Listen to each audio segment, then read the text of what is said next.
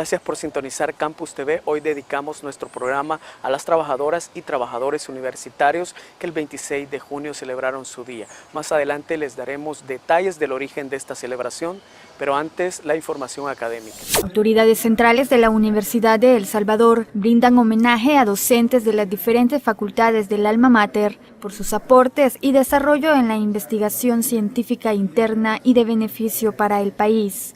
Durante el acto se hizo entrega de diplomas de reconocimiento a docentes investigadores, representantes de las diferentes facultades de la universidad. Realizan 10º Congreso Científico Odontológico.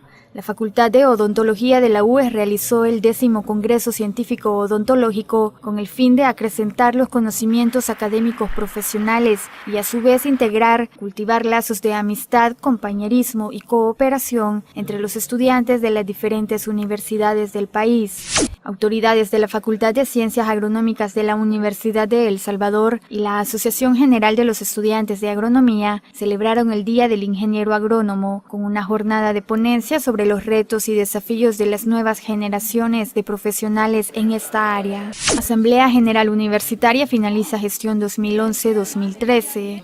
La Asamblea General Universitaria de la UES realizó la última sesión plenaria extraordinaria con el propósito de analizar, discutir y aprobar la memoria de labores de este organismo correspondiente al periodo 2011-2013. Durante el evento, la Comisión de Salud y Medio Ambiente entregó reconocimientos a las autoridades de las diferentes facultades de la universidad en el marco de la campaña Dejando Huella Verde en la UES. Cambiando de tema, el 26 de junio de 1980, la Universidad de El Salvador fue intervenida militarmente. Los académicos, docentes y trabajadores continuaron trabajando fuera de las instalaciones. Bajo el lema "La Universidad de El Salvador se niega a morir". Este es el origen de la celebración del Día del Trabajador Universitario. Veamos el siguiente reportaje.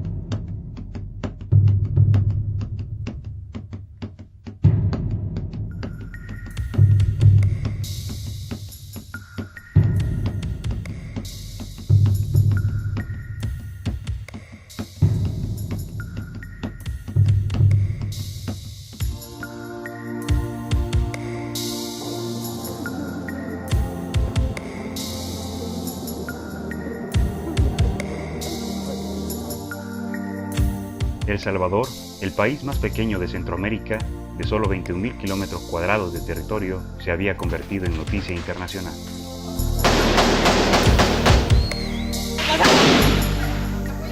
Décadas de regímenes militares que oprimían a la oposición encontraban la resistencia de obreros, campesinos, estudiantes y de organizaciones populares, fenómeno que se multiplicaba en muchas partes de Latinoamérica. A partir de los años 70, también encontraban la resistencia de 5 organizaciones guerrilleras dispuestas a derrocar la dictadura. El año de 1980 se convertiría en uno de los más sangrientos de la historia de El Salvador. Asesinatos de campesinos por el ejército en el mes de febrero. Aguilares Suchitoto, 70. Chalatenango, 50. Morazán, La Unión, 41. En marzo, un escuadrón de la muerte dirigido por Roberto Dawison asesina a Monseñor Romero mientras oficiaba misa.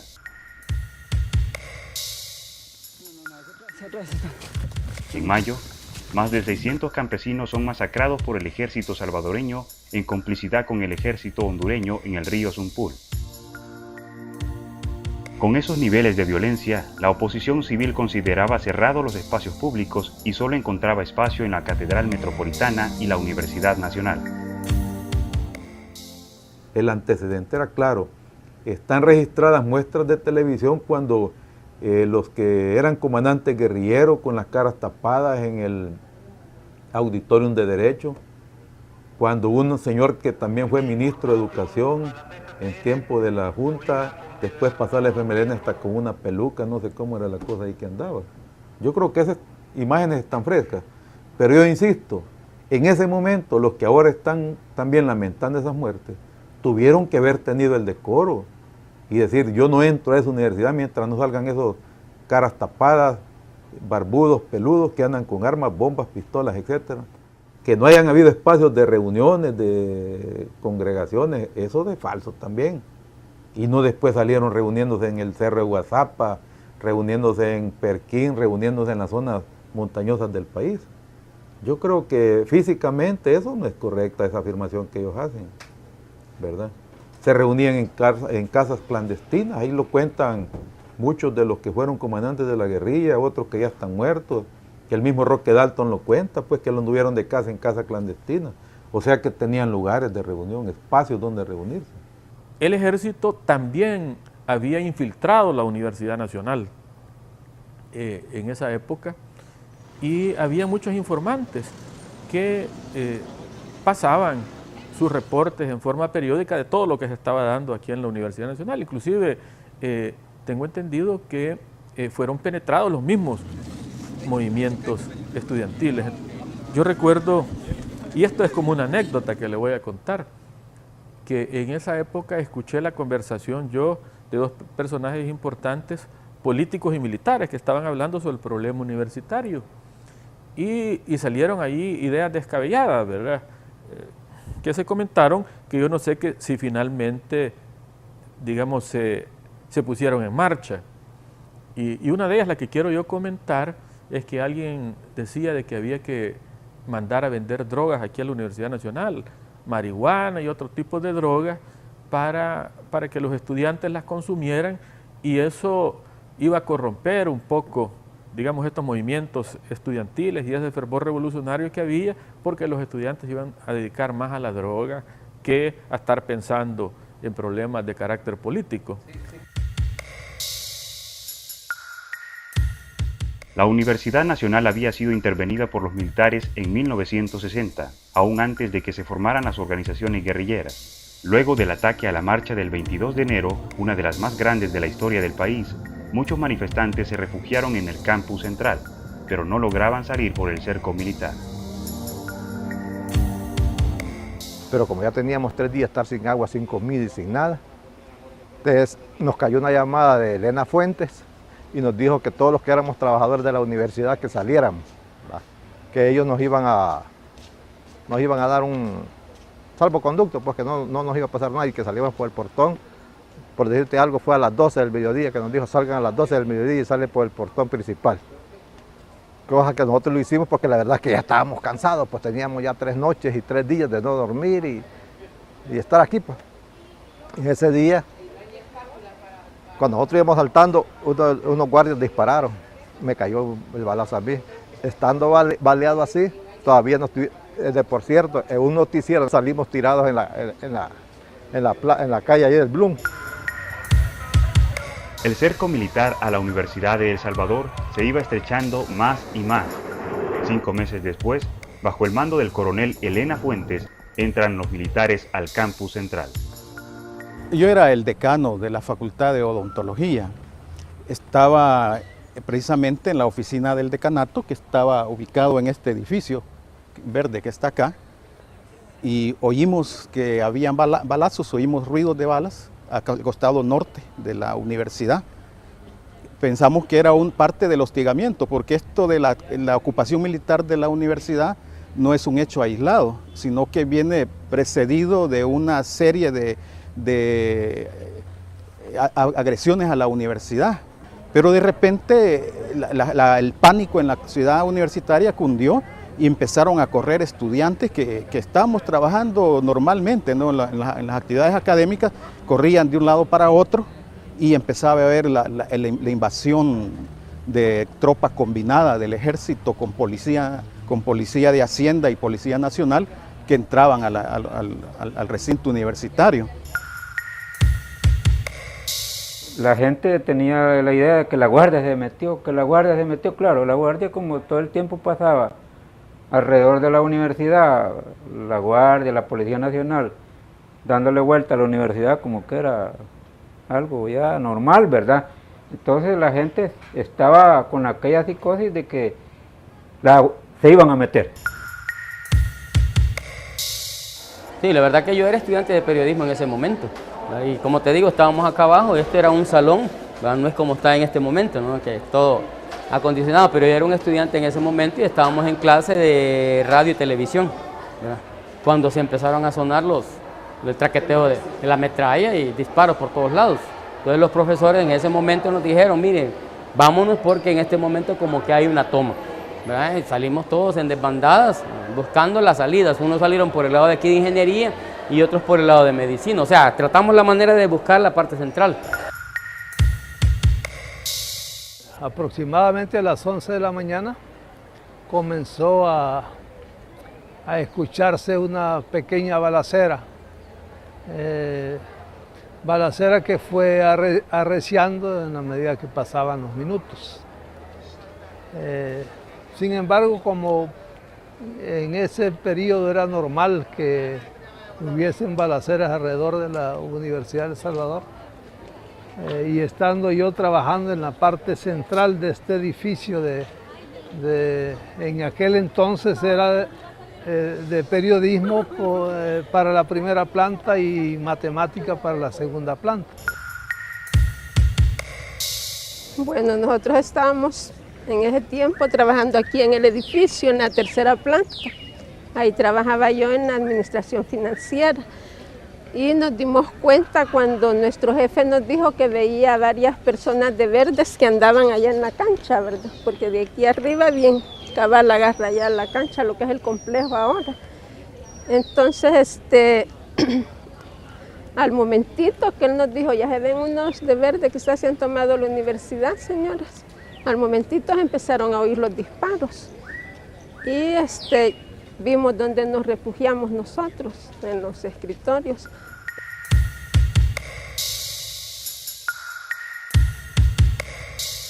En 1980, la universidad tenía dos centros regionales, uno en la ciudad de San Miguel, en el oriente del país, y otro en Santa Ana, en el occidente.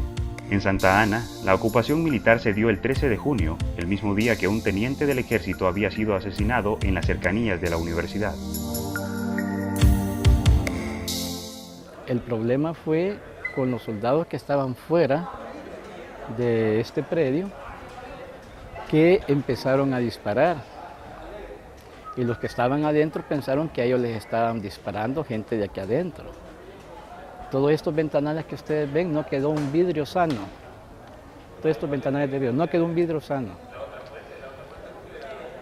Nosotros nos ordenaron que nos tiráramos al suelo, boca abajo y con las manos extendidas. El 26 de junio, el Centro Universitario de San Miguel arrendaba 6 diferentes locales. Cerca del mediodía, tropas del Ejército, Policía Nacional y civiles armados comenzaron a rodear las instalaciones. En ese momento no había vigilancia en ese local, no sé por qué. Y yo salí, cerré la puerta, era la única persona que estaba en el local. Y entonces, disimuladamente, como que si no pasaba nada, pero realmente estaban todas las autoridades afuera, allí en las esquinas y cada 20 metros. Y salí caminando hacia el oriente del local, y luego noté que había una persona o dos personas que me iban siguiendo.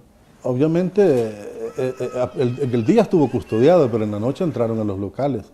Ya el siguiente día, 27, que llegamos para ver cómo estaban las posibilidades de ingresar a la universidad, estaba tomadas las instalaciones.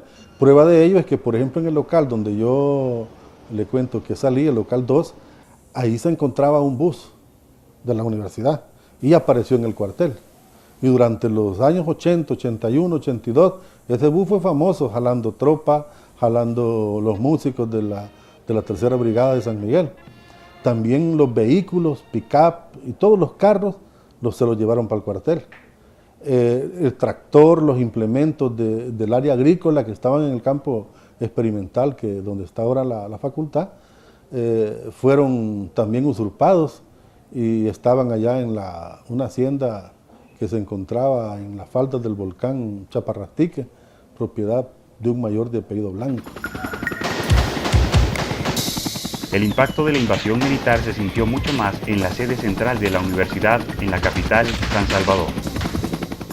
El pánico era grande. Nosotros estábamos trabajando en las clínicas de odontopediatría con niños, estábamos trabajando con adultos, personas adultas en sus rehabilitaciones protésicas, y teníamos las clínicas llenas de pacientes.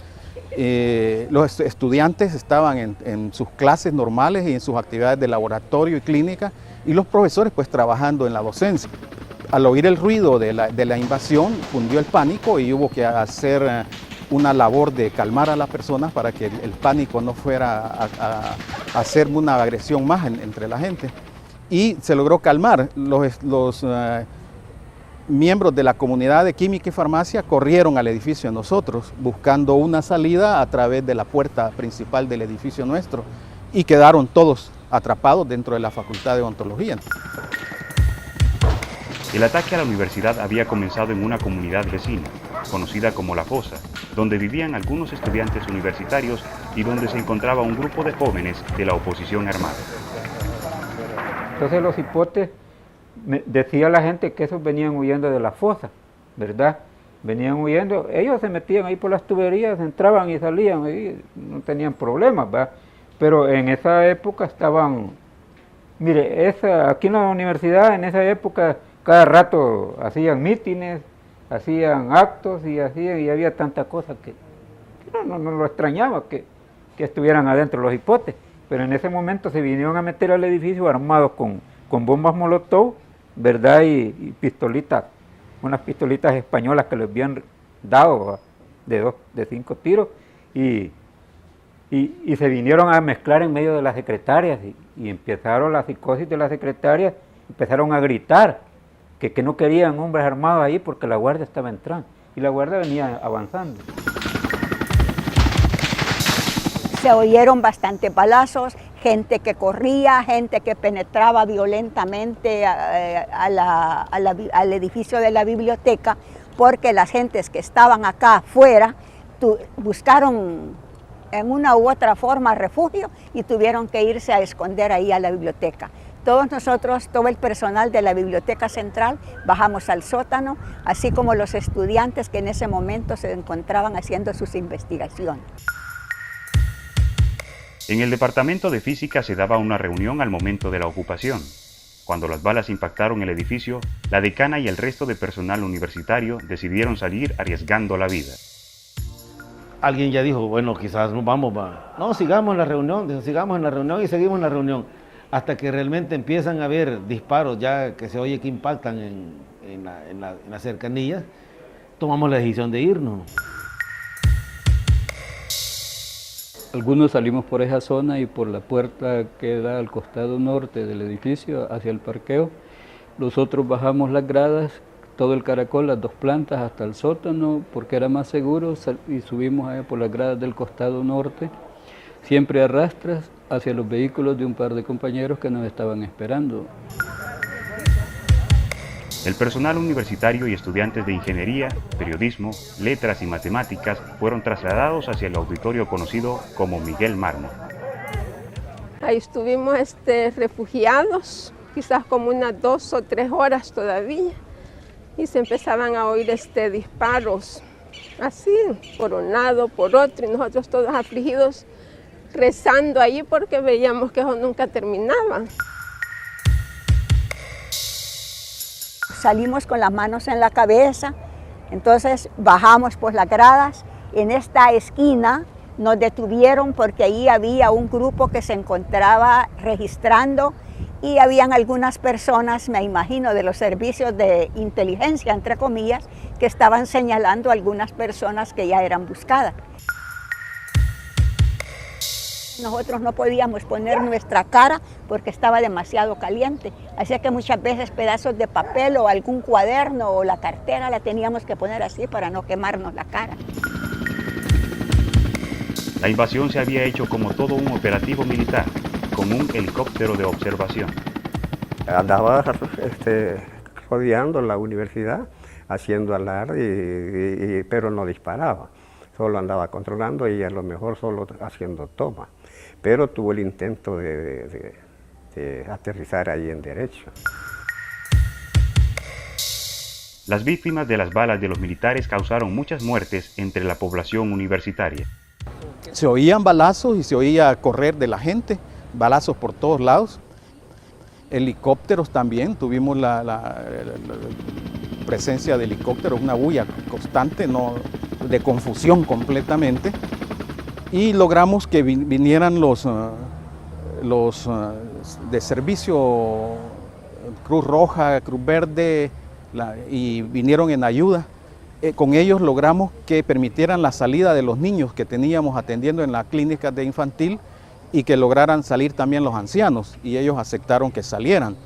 Después permitieron la salida de mujeres embarazadas y por último permitieron que salieran las mujeres. Ya solo quedábamos hombres dentro del edificio. Cuando estábamos solo hombres, entonces la tropa entró al edificio de odontología y nos obligaron a quitarnos la camisa. Me imagino que para ver que no tuviéramos armas en la cintura, y nos hicieron hincar. Permanecimos quizás desde las 10 de la mañana hasta cerca de las 12:30 o 1 de la tarde hincados. Periodistas holandeses pudieron grabar el asesinato de un estudiante de secundaria cerca del local de la Asociación General de Estudiantes Universitarios Salvadoreños, AGEUS. La agresión continuó. 4 meses después fue asesinado por un escuadrón de la muerte el rector Félix Ulloa. El 10 de febrero del 81 es capturado el Consejo Superior Universitario, que se encontraba en sesión en el Colegio Cristóbal Colón, precisamente sesionando para buscar los medios para terminar el ciclo que había quedado interrumpido. Entonces el Consejo Superior en pleno fue capturado. Ese mismo tiempo, ese mismo día, el presidente de la Junta ordenó congelar el presupuesto de la universidad, pero aún a pesar de esto siguen funcionando, siguen trabajando ya con el apoyo financiero de los empleados de la universidad. Las 3 sedes de la universidad estarían ocupadas por cerca de 4 años. Los primeros 2 años dejó de funcionar, pero luego abrió sus puertas fuera del campus bajo el lema «La universidad se niega a morir». El ejército devolvió el campus cerca de 4 años después, el 22 de mayo de 1984. Se estima que las pérdidas por el saqueo de laboratorios, bibliotecas y equipo, sumada al deterioro de las instalaciones, anda entre los 15 y los 30 millones de dólares al cambio de 1985. En el periodo de cierre se fundaron 23 universidades privadas. Miren, equipo se perdió casi todo, mobiliario se perdió. Según dicen, se perdieron más que todo equipo de laboratorio, ¿verdad? Libros, gran cantidad de libros, encontramos tirado acá.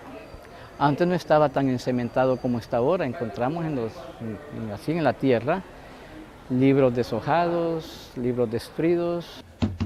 El siguiente día se dieron los actos de inauguración a los cuales no pudo llegar Monterrosa. ¿Y qué pasó? Sucedió que la cita que él tenía era que habían capturado la radio Venceremos. Y lo que habían capturado en un simulacro de batalla eran unos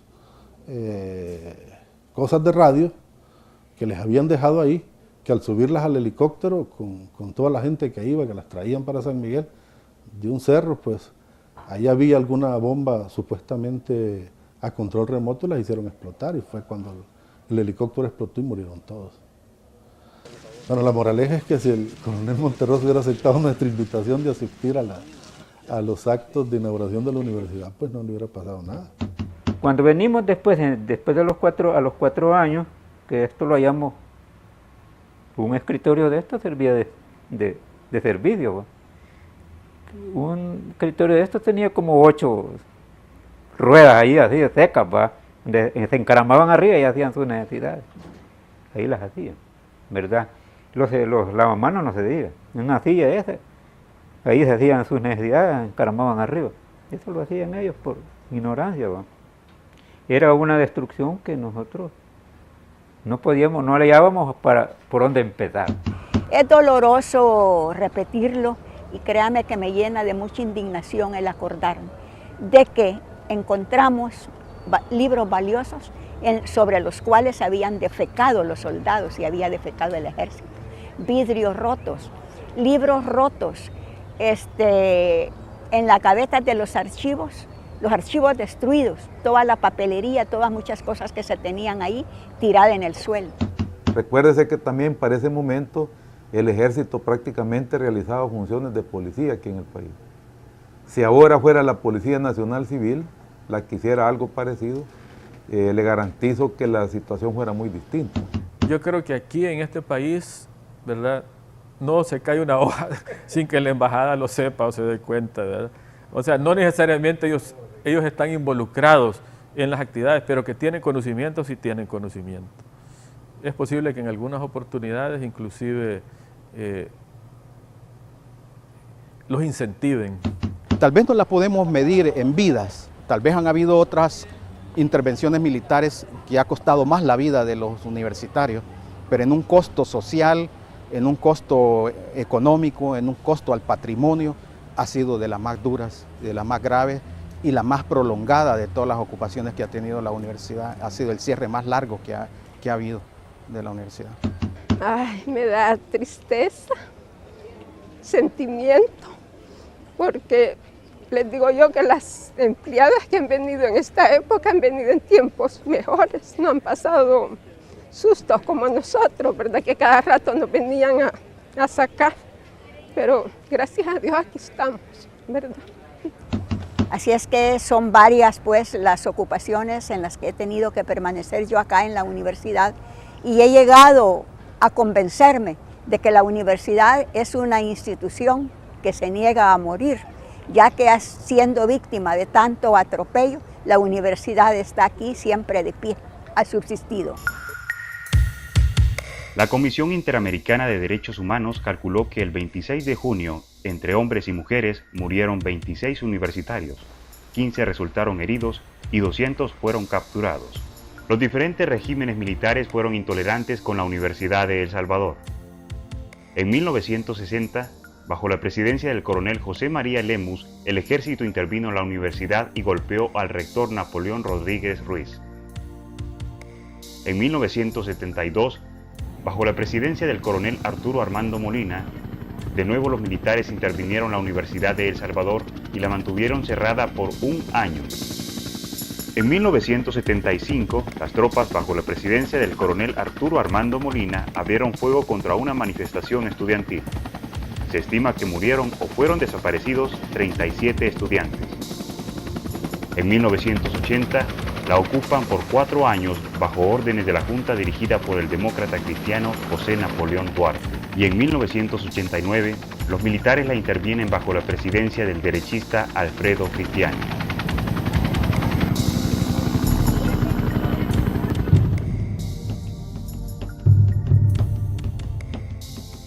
Finalizamos el programa reiterando nuestras felicitaciones a los universitarios y universitarias que han mantenido vivo el lema de la Universidad de El Salvador, hacia la libertad por la cultura.